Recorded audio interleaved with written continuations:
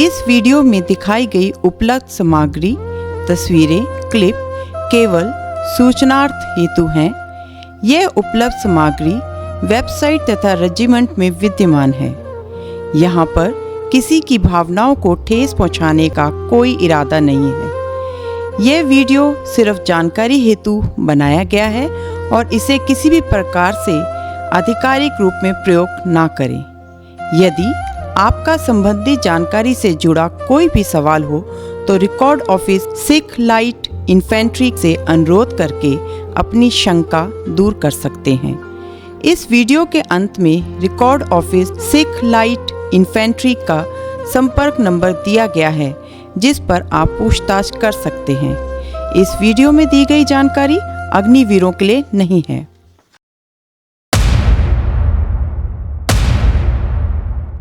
देह शिवाबर मोहे शुभ कर्मन ते कबहू न टरूं, न डरूं और सो जब जाए लड़ूं, निश्चय कर अपनी जीत करूं।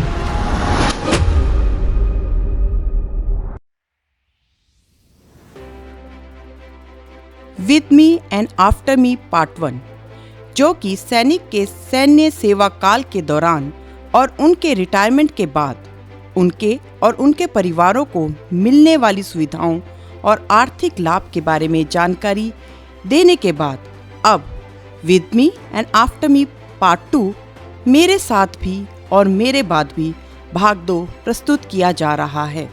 इस मूवी में एक्स सर्विसमैन और उनके परिवारों को मिलने वाली आर्थिक लाभ और सुविधाओं के संदर्भ में विस्तृत रूप से जानकारी दी जाएगी। इसमें हम विशेष रूप से चर्चा करेंगे, जैसे कि ex serviceman CSD card, ECHS card, स्पर्श पोर्टल पर जीवन प्रमाण पत्र, लाइफ सर्टिफिकेट अपलोड करना, एक्स सर्विसमैन की मृत्यु के बाद पारिवारिक पेंशन, फैमिली पेंशन क्लेम की प्रक्रिया, सेवानिवृत्ति के बाद सेवा दस्तावेजों में प्रकाशन, जैसे बच्चों के जन्म, मृत्यु, नाम, जन्म तिथि तथा पते में परिवर्तन, बच्चों का शिक्षा भत्ता, आर्मी वाइव्स वेलफेयर एसोसिएशन आवा, AGI और एक्सटेंडेड AGI कवर, री एम्प्लॉयमेंट इन DSC, शिक्षा अधिकार कार्ड और आर्थिक तंगी में सहायता इत्यादि।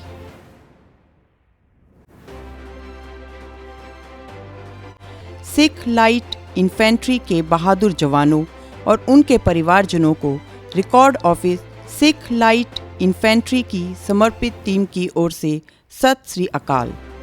सेना के जवानों और उनके परिवारजनों के अधिकारों एवं सुविधाओं की जानकारी समय समय पर प्रदान करना हमारा कर्तव्य और प्राथमिकता रही है। इसके साथ ही रिकॉर्ड ऑफिस सिख लाइट ने कई जानकारीपूर्ण वीडियोस भी बनाई हैं, जैसे कि MPS, फॉर्म 16, PPO और with me and after me, मेरे साथ भी और मेरे बाद भी, जो जवानों और उसके परिवारजनों के हितों पर केंद्रित हैं। इन वीडियोस को सेंट्रल कमांड के Surya command social media platforms Twitter और यूट्यूब पर साझा किया गया है, जिन्हें देखकर आप इन महत्वपूर्ण जानकारियों का लाभ उठा सकते हैं। विशेष रूप से with me and after me video एक जवान के सैनिक जीवन और उसके परिवार के अधिकारों पर आधारित है। लेकिन जब कोई जवान पेंशन पर जाता है तो उसके और उसके परिवारजनों के समक्ष आने वाली चुनौतियों और उनके समाधान को ध्यान में रखते हुए रिकॉर्ड ऑफिस सिख लाइट ने फिर से with me and after me part 2 मेरे साथ भी मेरे बाद भी भाग 2 प्रस्तुत की है। यह वीडियो उन अधिकारों और सुविधाओं का विस्तार पूर्वक वर्णन करती है जो पेंशन के बाद जवान और उनके परिवार को सरकार द्वारा उनके जीवन काल में या उनकी मृत्यु उपरांत प्रदान की जाती हैं। यह प्रयास आपके अधिकारों और सुविधाओं को जागरूकता को बढ़ाने के लिए किया गया है। एक सैनिक अपने जीवन का सबसे कीमती समय देश की सेवा में समर्पित करता है। वह निडरता और साहस के साथ सीमाओं पर डटा रहता है। अपनी जान की परवाह किए बिना देशवासियों की सुरक्षा सुनिश्चित करता है। उसके हर कदम में वफादारी की झलक होती है जो उसके देश प्रेम को दर्शाती है।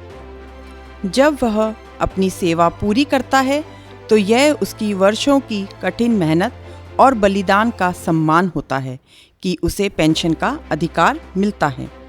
यह पेंशन न केवल उसकी आर्थिक सुरक्षा का प्रतीक है, बल्कि उसके अदम्य साहस और निस्वार्थ सेवा के प्रति देश का आभार भी है।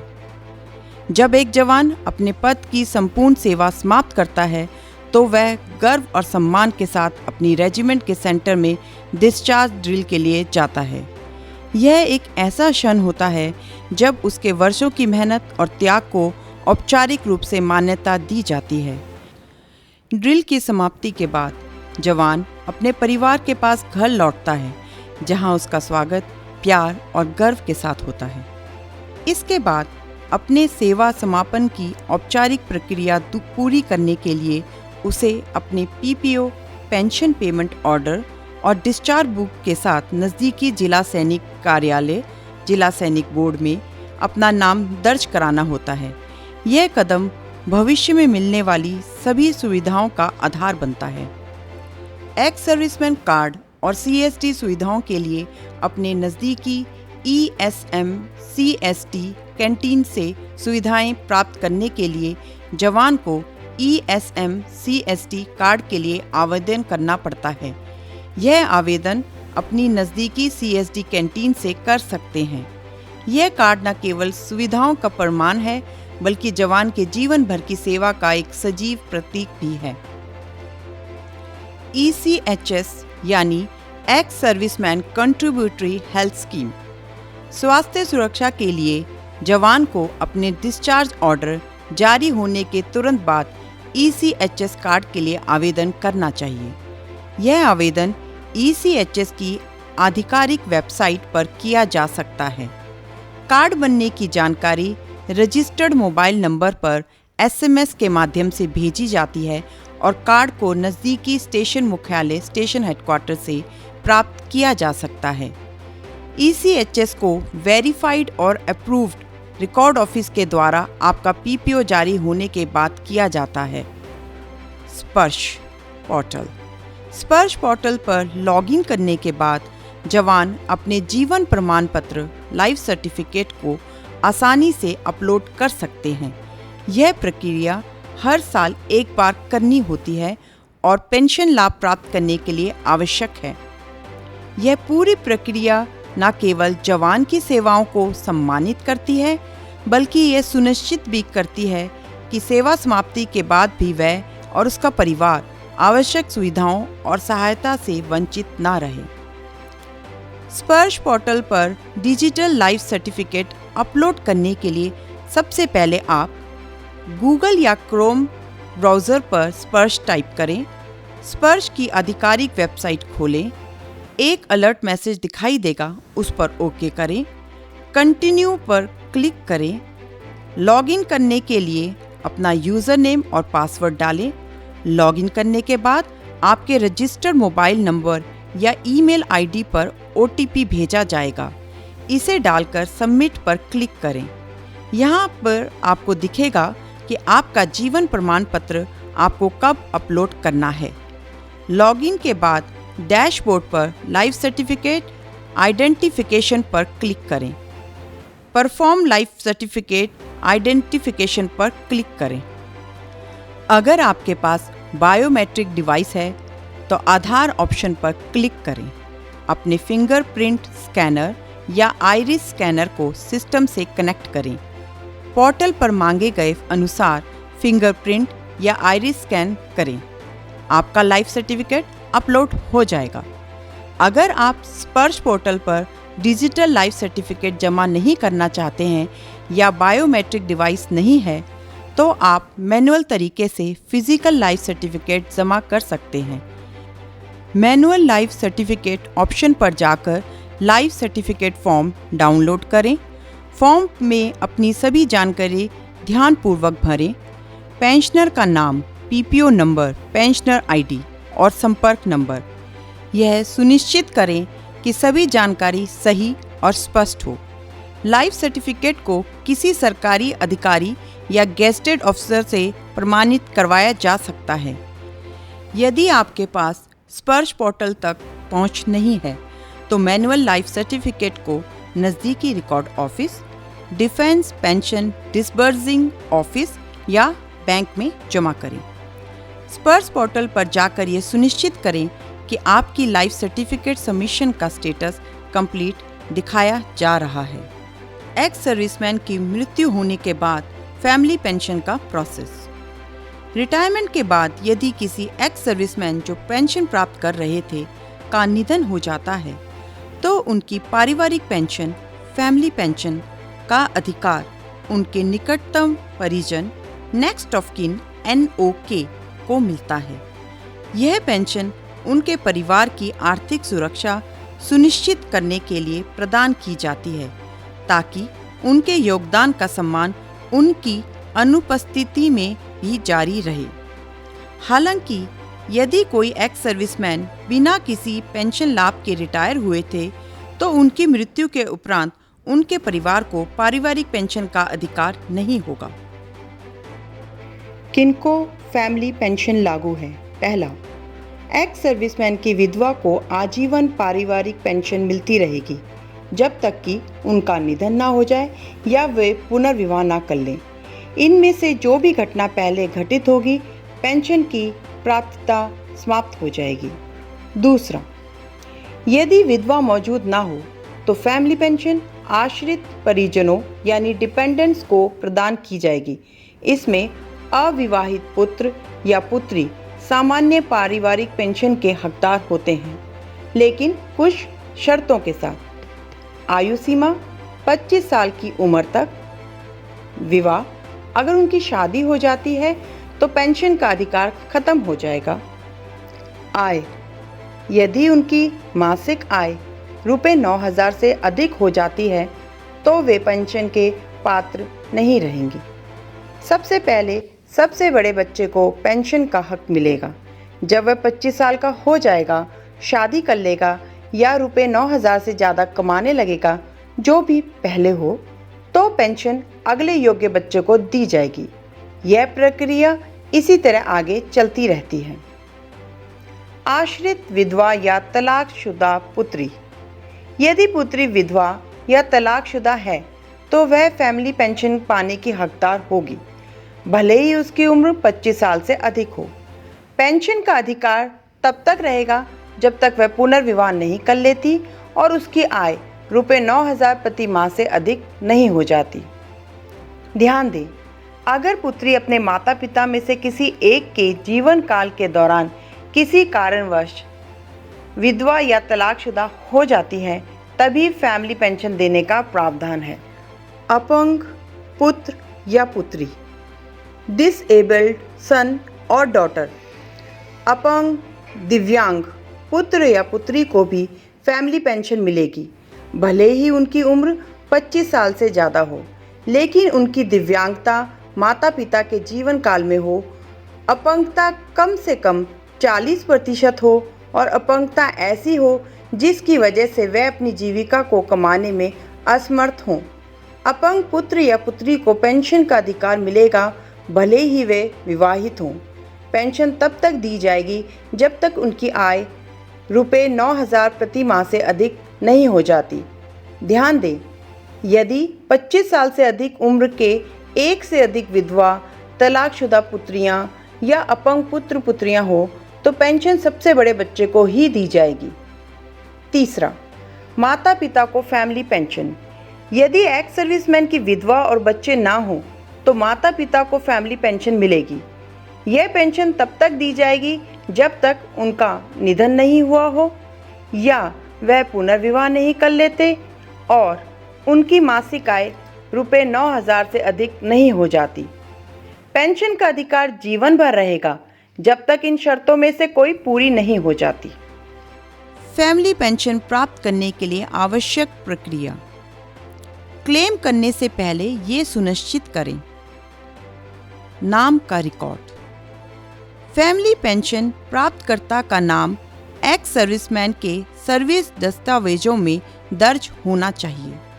यदि नाम दर्ज नहीं है तो नज़दीकी जिला सैनिक बोर्ड के माध्यम से अपने रिकॉर्ड ऑफिस में दस्तावेज भेजें और पार्ट 2 ऑर्डर जारी करवाएं। पीपीओ में नाम। प्राप्तकर्ता का नाम स्पर्श पीपीओ में होना अनिवार्य है। यदि नाम पीपीओ में नहीं है तो अपने रिकॉर्ड ऑफिस से संपर्क करें। जन्म तिथि का मिलान, डेट ऑफ बर्थ मैच। प्राप्तकर्ता की जन्म तिथि स्पर्श पीपीओ, सर्विस दस्तावेजों और सिविल दस्तावेजों में एक जैसी होनी चाहिए। यदि जन्म तिथि में कोई अंतर है तो आपका पेंशन क्लेम रद्द हो सकता है। फैमिली पेंशन क्लेम प्रक्रिया। फैमिली पेंशन क्लेम स्पर्श पोर्टल के माध्यम से किया जाएगा। स्पर्श पोर्टल पर फैमिली पेंशन क्लेम करने के लिए सबसे पहले आप गूगल या क्रोम ब्राउज़र पर स्पर्श टाइप करें। जो फर्स्ट लिंक आएगा उस पर क्लिक करें। स्पर्श का होम पेज खुल जाएगा। सर्विस टैब पर क्लिक करें। आगे death report, start family pension, stoppage of pension option पर क्लिक करें। आगे रिपोर्टर डिटेल्स टैब पर क्लिक करें। इसमें रिपोर्टिंग फॉर पेंशन डिटेल्स में एक्स सर्विसमैन की जानकारी भरें, जैसे कि एक्स सर्विसमैन का स्पर्श पीपीओ नंबर और सर्विस नंबर। और नीचे रिपोर्टर डिटेल्स में अपनी जानकारी भरें, जैसे कि अपना नाम, रिलेशन, मोबाइल नंबर और ईमेल आईडी। पूरा डाटा भरने के बाद वैलिडेट एंड प्रोसीड ऑप्शन पर क्लिक करें। क्लिक करते ही आपके रजिस्टर फ़ोन पर ओटीपी आएगा, जिसको भरकर आप क्लेम में आगे बढ़ सकते हैं। आगे क्लेम डिटेल्स टैब पर क्लिक करें, जिसमें reason of stopping, reducing of existing pensioner में स्टॉपिंग ऑफ पेंशन ऑप्शन को सिलेक्ट करें और नेक्स्ट पर क्लिक करें। इसके बाद डेथ सर्टिफिकेट अटैच करें और ऐड ऑप्शन पर क्लिक करें और नेक्स्ट करें। आगे क्लेमेंट डिटेल्स पर क्लिक करें, जिसमें आगे पूछा जाता है कि आप जो डेथ की रिपोर्ट कर रहे हो और क्लेमेंट एक ही आदमी हो, तो यस को सिलेक्ट करें और इसमें अपनी date of birth, Aadhaar card, PAN card, home address और बैंक डिटेल्स को भरें और सबमिट पर क्लिक करें। इसके बाद आपको एक टोकन नंबर मिलेगा, जिससे आप अपने इस क्लेम को आगे के लिए ट्रैक कर सकते हैं। इस पूरी प्रक्रिया के लिए आप अपने नज़दीकी कॉमन सर्विस सेंटर, जिला सैनिक बोर्ड, वेटरन सहायता केंद्र, स्टेशन हेडक्वार्टर्स से भी संपर्क कर सकते हैं। जब आपका यह क्लेम पीसीडीए प्रयागराज द्वारा अप्रूव कर दिया जाएगा, तो आपको आपके रजिस्टर मोबाइल नंबर एवं ईमेल आईडी पर आपका स्पर्श आईडी और डिफ़ॉल्ट पासवर्ड आ जाएगा और आपको अपनी फैमिली पेंशन की पहली पेमेंट के लिए स्पर्श में अपना डिजिटल या मैनुअल लाइफ सर्टिफिकेट जमा करवाना होगा। डिसेबल्ड एक्स सर्विसमैन के डिस्चार्ज जाने के बाद, मृत्यु होने के बाद एनओके को स्पेशल फैमिली पेंशन प्रदान करने का प्रावधान। अगर कोई एक्स सर्विसमैन जो डिसेबिलिटी पेंशन प्राप्त कर रहा हो और डिस्चार्ज जाने के बाद 7 साल के अंदर उसी बीमारी के कारण मृतक हो जाता है जिस बीमारी की वजह से वह पेंशन गया था, तो उसके एनओके को स्पेशल फैमिली पेंशन प्रदान करने का प्रावधान है। इसके लिए एनओके द्वारा बताए गए दस्तावेजों को अपने रिकॉर्ड ऑफिस में जिला सैनिक बोर्ड में भेजा जाएगा। एक्स सर्विसमैन का मृत्यु प्रमाण पत्र जो डेथ रजिस्ट्रार द्वारा जारी किया गया हो और उसमें मृत्यु की तारीख और मृत्यु का कारण बताया गया हो, या एक्स सर्विसमैन का मृत्यु प्रमाण पत्र जो कि रजिस्टर्ड मेडिकल ऑफिसर द्वारा प्रमाणित किया गया हो, जिसके द्वारा ईएसएम का इलाज किया जा रहा था और उसमें उसकी मृत्यु की तारीख और मृत्यु का कारण बताया गया हो। इस सर्टिफिकेट का format pension regulation for the army 2008 part 2 के अपेंडिक्स 9 एनेक्स्चर 1 में दिया गया है, या NOK की स्टेटमेंट जिसको 2 विटनेस द्वारा साइन करके दिया जाएगा, जिसमें उसकी मृत्यु की तारीख और मृत्यु का कारण बताया गया हो। इस सर्टिफिकेट का format pension regulation for the army 2008 part 2 के अपेंडिक्स 9 एनेक्स्चर 2 में दिया गया है। पोस्टमार्टम रिपोर्ट जहां पर लागू हो। सेवानिवृत्ति के बाद सेवा दस्तावेजों में प्रकाशन यानी publication in service documents after retirement. सेवानिवृत्ति के बाद भी पूर्व सैनिकों के सेवा दस्तावेजों में बदलाव किए जा सकते हैं।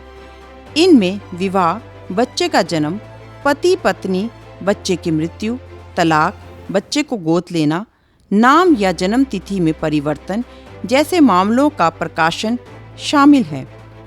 यह प्रक्रिया रक्षा मंत्रालय के एकीकृत मुख्यालय की नीति के अनुसार होता है। याद रहे, ये सारे आवश्यक अनुरोध और दस्तावेज या प्रमाण पत्र जिला सैनिक कल्याण कार्यालय द्वारा भेजे जाएंगे। विवाह के प्रकाशन के लिए विवाह प्रमाण पत्र विवाह रजिस्ट्रार द्वारा जारी किया हुआ विवाह प्रमाण पत्र। बच्चे के जन्म के प्रकाशन के लिए जन्म प्रमाण पत्र जन्म रजिस्ट्रार द्वारा जारी किया गया हो। पति पत्नी या बच्चे की मृत्यु की प्रकाशन के लिए मृत्यु प्रमाण पत्र मृत्यु रजिस्ट्रार द्वारा जारी किया गया हो। तलाक के प्रकाशन के लिए न्यायालय की तलाक डिग्री होना जरूरी है। बच्चे को गोद लेने के लिए न्यायालय का दत्तक ग्रहण विलेख यानी court adoption deed for adopting a child होना अनिवार्य है। यह दस्तावेज जिला सैनिक कल्याण कार्यालय द्वारा भेजा जाएगा। आश्रित विकलांगता के लिए विकलांगता प्रमाण पत्र सैनिक मान्यता प्राप्त या सिविल अस्पताल के प्रमुख द्वारा जारी किया होना चाहिए।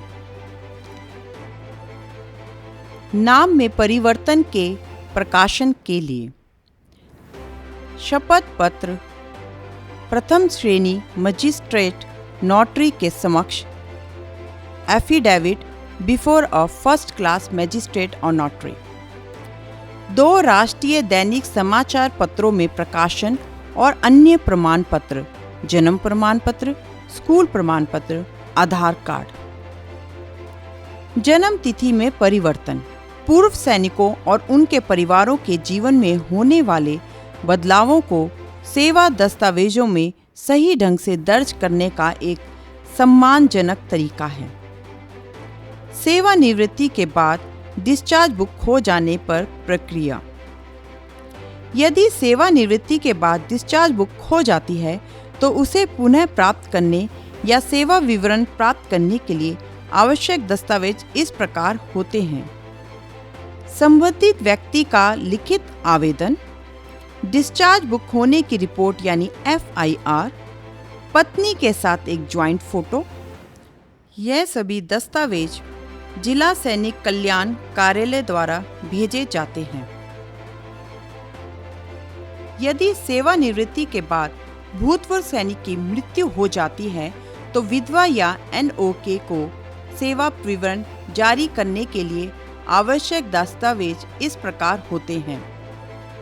विधवा या NOK का आवेदन, यदि डिस्चार्ज बुक खो गई हो तो FIR की कॉपी, विधवा की फोटो जो कि जिला सैनिक कल्याण कार्यालय द्वारा सत्यापित हो। ये सभी दस्तावेज जिला सैनिक कल्याण कार्यालय द्वारा भेजे जाते हैं। रिलेशनशिप प्रमाण पत्र जारी करना। रिलेशनशिप प्रमाण पत्र भूतपूर्व सैनिक के परिवार के सदस्यों के अधिकार और पहचान को मान्यता देने के लिए जारी किया जाता है। इसे प्राप्त करने के लिए आवश्यक दस्तावेज हैं: व्यक्ति का आवेदन, संबंधित व्यक्ति का लिखित आवेदन जिसमें उनके रिश्ते का उल्लेख हो, कौन पात्र हैं। यह प्रमाण पत्र पूर्व सैनिक के सभी बच्चों के लिए जारी किया जा सकता है। विशेष रूप से एक सगे भाई और एक पुत्र को इसका लाभ प्रदान किया जाता है। पारिवारिक विवरण जारी करना यानी इशूइंग फैमिली डिटेल्स। भूतपूर्व सैनिकों के परिवारों को ECHS ex serviceman contributory health scheme जैसी सुविधाओं का लाभ देने के लिए पारिवारिक विवरण आवश्यक है। इसके लिए व्यक्ति या विधवा का व्यक्तिगत आवेदन में परिवार के सभी सदस्यों का स्पष्ट विवरण दिया जाना चाहिए। सेवानिवृत्ति के बाद वेतन और भत्तों का समायोजन यानी नॉन एडजस्टमेंट ऑफ पे एंड अलाउंसेस आफ्टर रिटायरमेंट। अगर सेवा के दौरान आपका कोई पैसा या भत्ता जैसे HRA, transfer grant, MACP, risk, children education allowance आदि बचा रह गया हो तो वह सेवानिवृत्ति के बाद दिया जाता है। इसके लिए आपको कुछ दस्तावेज प्रस्तुत करने होते हैं, जैसे कि व्यक्तिगत आवेदन personal application, part 2 order number यदि उपलब्ध हो। ये दस्तावेज जिला रक्षा सैनिक कल्याण कार्यालय के माध्यम से रिकॉर्ड्स कार्यालय में भेजें। आवेदन में अपना सैन्य नंबर, रैंक, नाम, पता और मोबाइल नंबर अवश्य लिखें। बच्चों का शिक्षा भत्ता। जो सैन्यकर्मी शैक्षणिक वर्ष पूरा होने से पहले सेवा से निवृत्त होते हैं, वे उसी वर्ष के बच्चों के शिक्षा भत्ते का दावा कर सकते हैं। इसके लिए जरूरी दस्तावेज इस प्रकार हैं: व्यक्तिगत आवेदन, प्रधानाचार्य प्रमाण पत्र, स्वघोषणा पत्र। ये दस्तावेज जिला रक्षा सैनिक कल्याण कार्यालय के माध्यम से रिकॉर्ड्स कार्यालय में भेजें। प्रधानाचार्य प्रमाण पत्र में बच्चे का नाम, जन्म तिथि, कक्षा, अवधि और स्कूल का नाम सही लिखें। स्वघोषणा पत्र में सेवानिवृत्त सैन्यकर्मी का सैन्य नंबर, रैंक, नाम और हस्ताक्षर होना जरूरी है। पेंशन। यदि किसी सेवानिवृत्त सैन्यकर्मी का पेंशन उनके साथियों या जूनियर से कम है तो वे इसके सुधार के लिए अपने रिकॉर्ड्स कार्यालय से संपर्क कर सकते हैं। आर्मी वाइव्स वेलफेयर एसोसिएशन आवा। आर्मी वाइव्स वेलफेयर एसोसिएशन या संक्षेप में आवा एक एसोसिएशन है जो सेना कर्मियों के जीवन साथी, बच्चों और आश्रितों के कल्याण के लिए कार्य करती है। एसोसिएशन को आधिकारिक तौर पर 23 अगस्त 1966 को रजिस्ट्रार ऑफ सोसाइटीज दिल्ली प्रशासन के साथ एक कल्याण सोसाइटी के रूप में पंजीकृत किया गया था। अपनी स्थापना के बाद से आवा का दायरा और पहुंच बढ़ गई है और आज ये भारत में सबसे बड़े गैर सरकारी संगठनों में से एक के रूप में गौरवान्वित है। आर्मी वाइव्स वेलफेयर एसोसिएशन के माध्यम से हमारे सैनिकों और उनके परिवारों के लिए कई लाभकारी योजनाएं हैं, जिसमें मुख्य हैं एक्स ग्रेशिया राशि। यदि कोई सैनिक सेवा के दौरान शहीद होता है तो उनके परिवार को 30,000 रुपये की एक्स ग्रेशिया राशि दी जाती है। यह राशि कमांड मुख्यालय द्वारा सैनिक की पत्नी को यूनिट के माध्यम से भुगतान की जाती है। शिक्षा छात्रवृत्ति। यदि सैनिक की सेवा के बाद मृत्यु हो जाती है तो उनके बच्चों को शिक्षा के लिए छात्रवृत्ति दी जाती है। कक्षा 1 से 8 तक 10,000 रुपये, कक्षा 9 से 12 तक 14,000 रुपये, ग्रेजुएशन के लिए 20,000 रुपये, पोस्ट ग्रेजुएशन के लिए 25,000 रुपये और पेशेवर या तकनीकी पाठ्यक्रम के लिए 50,000 रुपये प्रति बच्चे दिए जाते हैं। विवाह अनुदान। सेवानिवृत्ति के बाद के मामलों में ESM आश्रितों को 50,000 रुपये का विवाह अनुदान दिया जाता है। शिक्षा छात्रवृत्ति और सिलाई मशीन अनुदान के लिए दस्तावेजों को यूनिट या निकटतम स्टेशन मुख्यालय के माध्यम से सेना मुख्यालय में संसाधित किया जाना चाहिए। आर्मी वाइफ्स वेलफेयर एसोसिएशन आवा के माध्यम से हमारे सैनिकों और उनके परिवारों के लिए और कई लाभकारी योजनाएं और पहल हैं जो कि इस प्रकार से हैं। कौशल विकास केंद्र आवा विभिन्न कौशल विकास कार्यक्रमों का आयोजन करती है, जैसे कि nursery teachers training, beautician course, tailoring course. Army skill training centre ASTC आवा प्रधानमंत्री कौशल विकास योजना के तहत आर्मी स्किल ट्रेनिंग सेंटर चलाती है, जो सरकार द्वारा मान्यता प्राप्त और वित्त पोषित कोर्स प्रदान करते हैं। आशा स्कूल आवा देश भर में 37 आशा स्कूल चलाती हैं, जो विशेष बच्चों को शिक्षा और सहायता प्रदान करते हैं। विश्वास पहल आवा की विश्वास पहल के तहत विशेष बच्चों को कौशल विकास के लिए प्रशिक्षण दिया जाता है, जिससे वे आत्मनिर्भर बन सकें। समावेशी शिक्षा सहायता आवा सेना के स्कूलों में समावेशी शिक्षा को बढ़ावा देती है और सीखने में कठिनाइयों वाले बच्चों की मदद के लिए संसाधन कक्षों को वित्तीय सहायता प्रदान करती है। शौक पाठ्यक्रम आवा विभिन्न स्टेशनों पर महिलाओं और बच्चों के लिए शौक पाठ्यक्रम आयोजित करती है, जो रचनात्मकता और कौशल विकास को बढ़ावा देते हैं। स्वास्थ्य शिविर आवा वीर नारियों और उनके परिवारों के लिए नियमित स्वास्थ्य शिविर आयोजित करती है, जो स्वास्थ्य और कल्याण को बढ़ावा देते हैं। पर्यावरण जागरूकता आवा पर्यावरण जागरूकता को बढ़ावा देती है, जैसे कि कचरा प्रबंधन, घरेलू कंपोस्टिंग और जल संरक्षण। इन पहलुओं और योजनाओं का उद्देश्य हमारे सैनिकों और उनके परिवारों को सहायता और समर्थन प्रदान करना है। छात्रावास आर्मी वाइफ्स वेलफेयर एसोसिएशन आवा की ओर से देश भर में कई छात्रावास संचालित किए जाते हैं, जो सैनिकों के बच्चों को उच्च शिक्षा प्राप्त करने में मदद करते हैं। सेना समूह बीमा योजना यानी आर्मी ग्रुप इंश्योरेंस AGI। सेना समूह बीमा योजना की शुरुआत 1 जनवरी 1976 को रक्षा मंत्रालय ने की थी। यह योजना सेना कर्मियों और उनके परिवार की आर्थिक और सामाजिक जरूरतों को पूरा करने के लिए बनाई गई है। इसके मुख्य उद्देश्य हैं सेवा के दौरान मृत्यु होने पर परिवार को आर्थिक सहायता देना, सेवानिवृत्ति के समय एक मुश्त रकम देना, सेवानिवृत्ति के बाद विस्तारित बीमा कवर देना। 1 अप्रैल 2022 से बीमा कवर और प्रीमियम की दरों में वृद्धि की गई है। अब ये दरें इस प्रकार हैं। नियमित सेना रेगुलर आर्मी के लिए मासिक प्रीमियम 5,000, जिसमें बीमा कवर 50 लाख है। प्रादेशिक सेना टेरिटोरियल आर्मी के लिए वार्षिक प्रीमियम 24,000, जिसमें बीमा कवर 25 लाख है। सेवानिवृत्ति के बाद विस्तारित बीमा कवर यानी एक्सटेंडेड AGI कवर।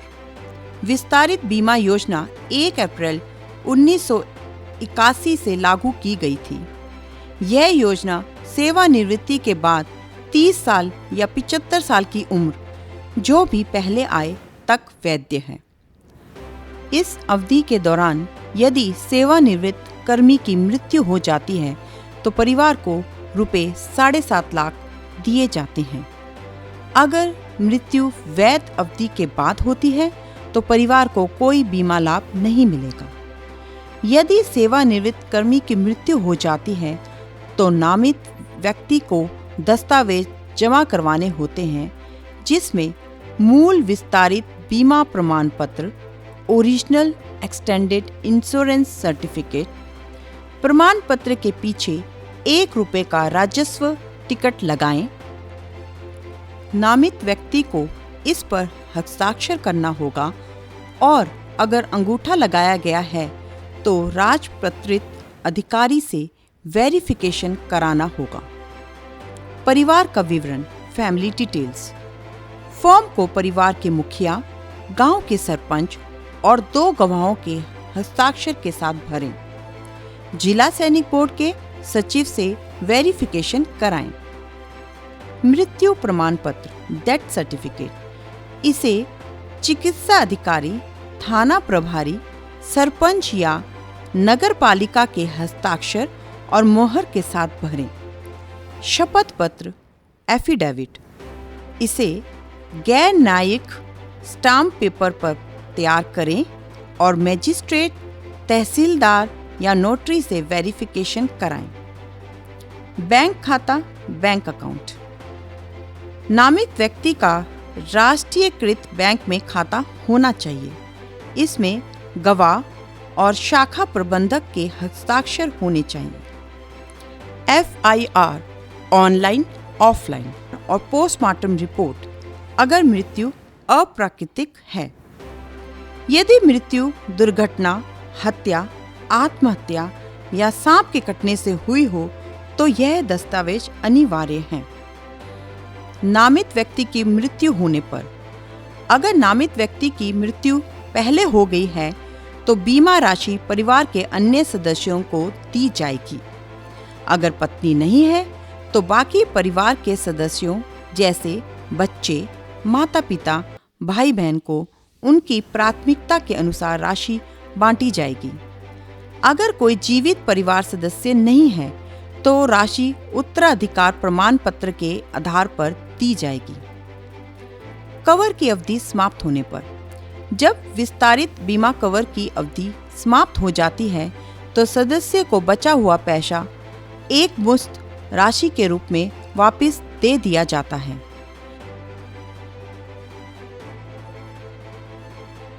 सेवानिवृत्ति के बाद तो ज्यादातर सैनिक अपनी सिविल लाइफ में सेटल होना चाहते हैं। कुछ अपनी सेविंग्स पर निर्भर रहते हैं, लेकिन अधिकतर लोग किसी ऑर्गेनाइजेशन में नौकरी करना चाहते हैं ताकि घर चलाने में मदद मिल सके। सेना में रहते हुए सैनिक सिविल लाइफ से कम संपर्क में रहते हैं, इसीलिए उन्हें रिटायरमेंट के बाद नौकरी पाने में कठिनाई होती है। पूर्व सैनिकों के पुनर्वास को ध्यान में रखते हुए रक्षा मंत्रालय द्वारा कुछ महत्वपूर्ण प्रयास किए गए हैं। इन प्रयासों का उद्देश्य उनकी आजीविका को सुनिश्चित करना और समाज में उनकी गरिमामयी भूमिका को बनाए रखना है। रक्षा मंत्रालय ने पूर्व सैनिकों की भलाई के लिए विभिन्न योजनाएं और नीतियां बनाई हैं, जो इस प्रकार हैं। री employment in DSC, retired JCOs OR की दोबारा भर्ती DSC यानी डिफेंस सिक्योरिटी कोर में होती है। यह प्रक्रिया संबंधित रेजिमेंट सेंटर के माध्यम से होती है। आवेदन प्रक्रिया, JCOs सर्विस में रिटायरमेंट से 6 महीने पहले आवेदन करें।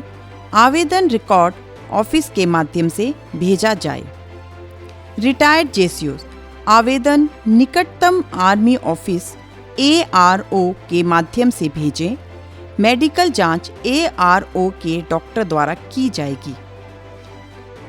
ORs और TA पर्सनल, इनका आवेदन रेजिमेंट सेंटर या ARO जोनल रिक्रूटिंग ऑफिस के माध्यम से आता है। जिला रोजगार कार्यालय के माध्यम से नौकरी। पूर्व सैनिकों को जिला रोजगार कार्यालय, डिस्ट्रिक्ट एम्प्लॉयमेंट एक्सचेंज के जरिए भी नौकरी में मदद दी जाती है। जब आवेदन मांगा जाए तो इसे रोजगार कार्यालय में पंजीकरण के लिए भेजें। एजुकेशन एंटाइटलमेंट कार्ड, शिक्षा अधिकार कार्ड, युद्ध विधवाओं के बच्चों को सरकारी स्कूलों, कॉलेजों में पढ़ाई के लिए मदद दी जाती है। आवेदन के साथ वापस किया जाने वाला विवरण, पूरी ट्यूशन फीस, किताबों और स्टेशनरी का खर्च, यूनिफॉर्म का खर्च। रिकॉर्ड ऑफिस युद्ध विधवाओं को एक शिक्षा अधिकार कार्ड जारी करेगा, जिससे वे बच्चों की पढ़ाई का खर्च वापस पा सकेंगी। Financial assistance for ex serviceman in penury. आर्थिक तंगी में सहायता। आर्थिक तंगी में पूर्व सैनिकों, उनकी विधवाओं को रुपये 4,000 प्रति माह जीवन भर के लिए दिए जाते हैं।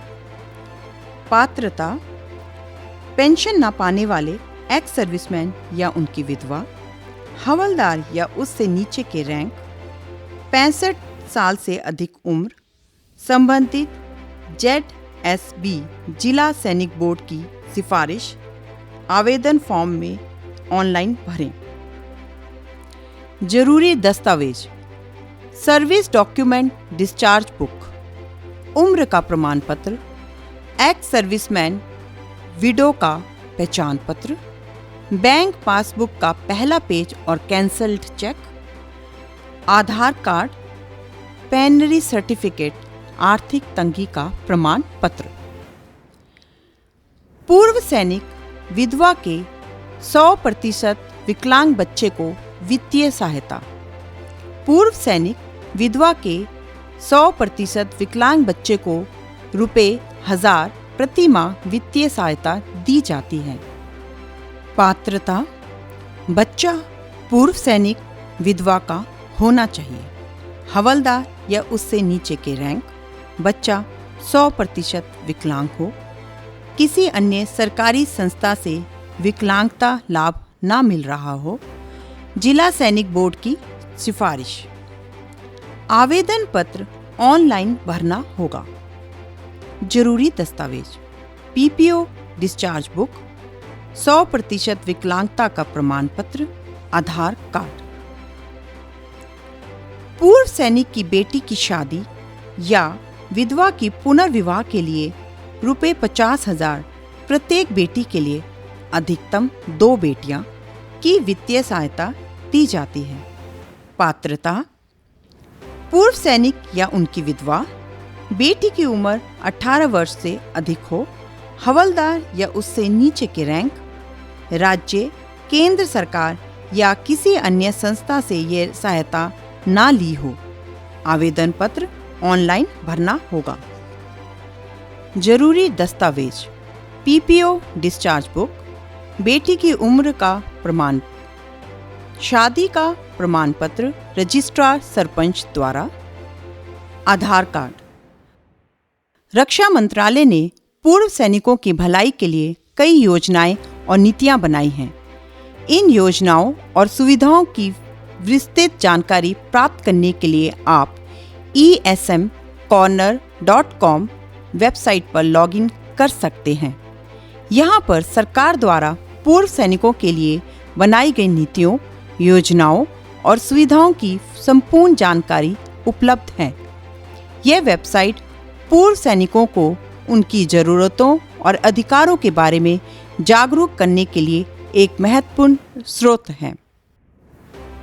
हम उम्मीद करते हैं कि इस with me and after me part 2 मेरे साथ भी और मेरे बाद भी भाग 2 मूवी के माध्यम से आपके परिवारजनों को उनके अधिकारों और सुविधाओं के बारे में पर्याप्त जानकारी मिली होगी।